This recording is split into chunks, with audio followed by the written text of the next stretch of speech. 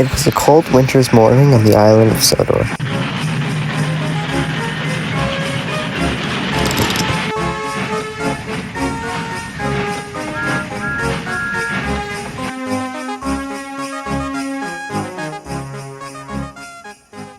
There was talks about a snowstorm, but Oliver didn't care about it. He was complaining to Toad. Who needs snow? I don't need snow. Do you need snow? No, you don't need snow. Mr. Oliver, I don't really care. Toad! That's no way to speak to an engine. I'm sorry, Mr. Oliver. Anyway, I like the snow. Seeing all the people playing and drinking hot chocolate. Well, it takes work away from us. No one wants to go to the seaside during this cold weather. Later that day, the Fat Controller met Oliver at Croven's gate. He was getting a new whistle. Ooh, I do like the sound of that. Oliver, I need you to work at the quarry with Mavis and Toby for a while. Can you do that? Yes, sir. We'll leave tomorrow morning. But Toad didn't like the sound of the quarry. Will it be safe, Mr. Oliver? I promise, Toad. And so the next morning, they set off for the quarry.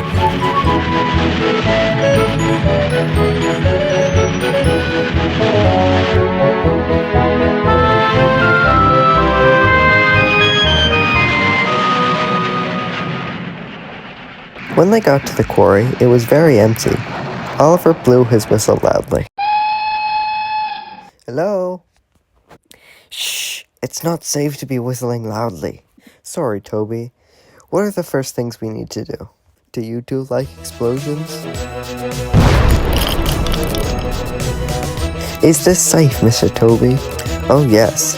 As long as we follow the safety rules, then we are perfectly safe.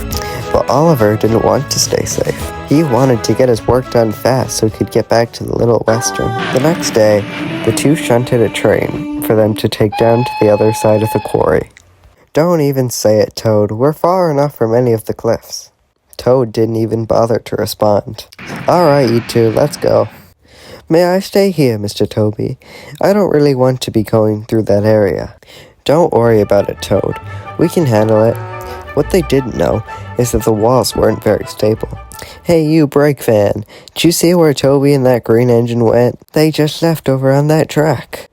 But that track isn't safe. We must go help them. Oliver continued to play his song on his whistle.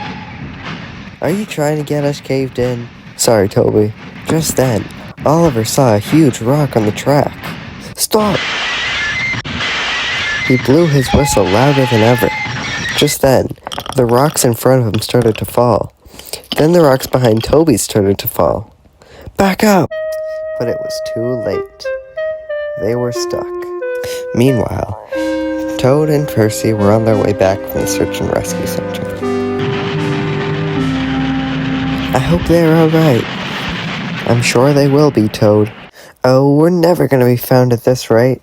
Hey, maybe Toad went to go get some help. They should be here in 3, 2, 1. I said 3, 2, 1. So, what do you want to talk about? Oh, I'm sorry.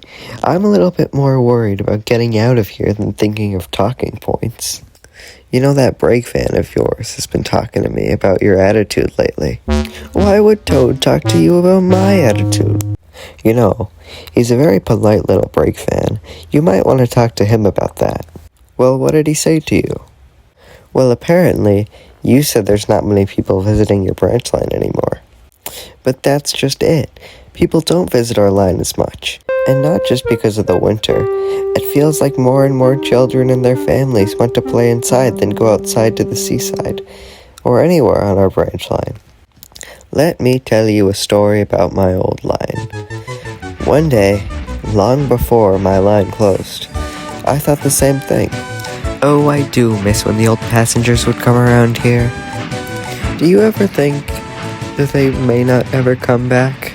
Eventually, Henrietta started to worry and asked the visitors why they weren't coming. The manager didn't like this.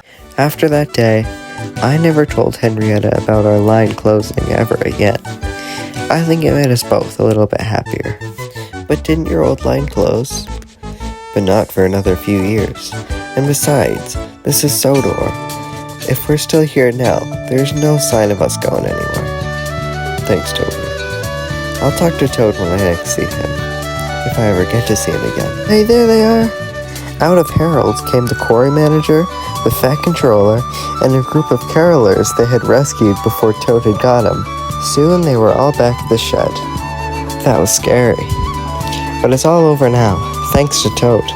3 cheers for Toad! Hooray!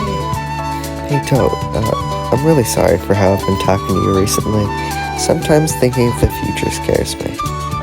It's not fair to be putting my problems on you. It's okay, Mr. Oliver. As long as we're together, I'm not worried about the future, or whatever happens to us. Thanks, Toad. Hey, since there's no visitors, what's Duck been doing this whole time?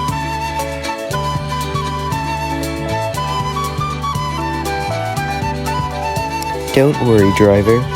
I'm sure Oliver and Toad are looking for us right now. I said right now. Uh-oh.